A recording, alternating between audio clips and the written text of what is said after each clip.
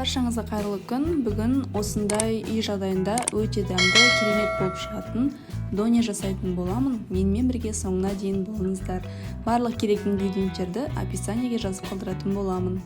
Ең алдымен тауықтың төс етін жуып құрғатып алғаннан кейін видеода көрсетілгендей ұзыншалап турап аламыз.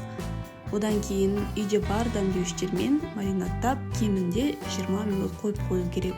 Негізінен тауықтың төс етін бұлай ұсақтап турамай-ақ бүтіндей қалпында да маринадтап қуырып алғаннан кейін турап қоса да болады.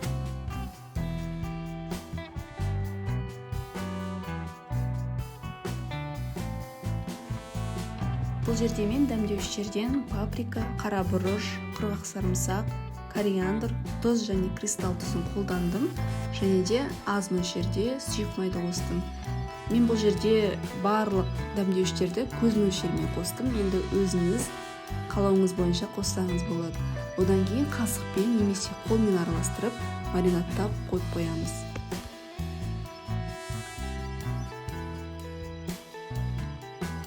Енді кезекте фри дайындайтын боламыз.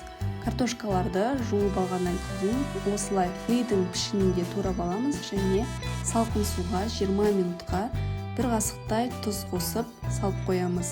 Картоптың крахмалы шығады. Одан кейін қағаз сүлгіге картошкаларды кептіріп қойып қоямыз. Бізде қуыру барысында су болмау керек, құрғақ болып тұру керек.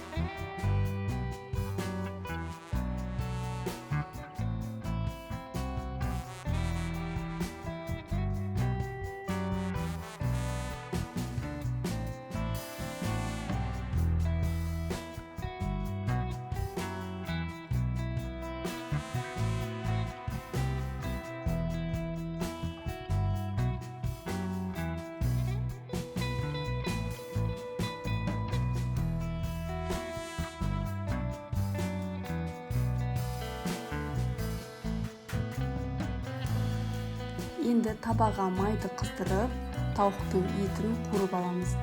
Қызарғанша, дайын болғанша қуырамыз.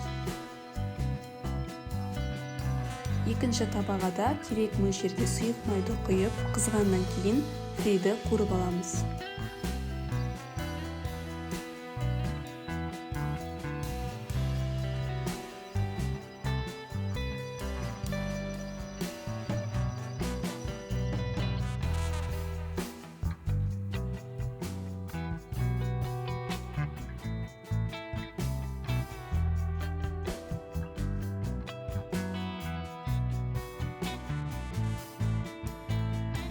Барлығын осылай дайындап алдық. Енді бізге қияр, қызанақ және пияз керек болады.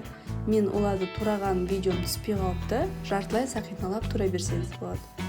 Енді лавашқа барлығын жинақтайтын боламыз.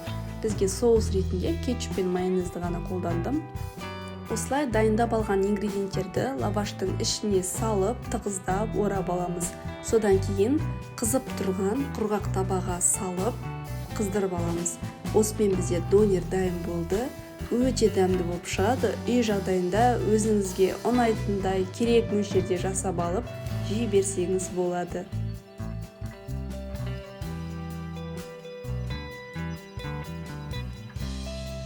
Менімен бірге видеомды соңына дейін тамашаласаңыз көп рахмет. Каналымды қолдау мақсатында тіркеліп, лайк басып, комментарий жазуды ұмытпаңыздар.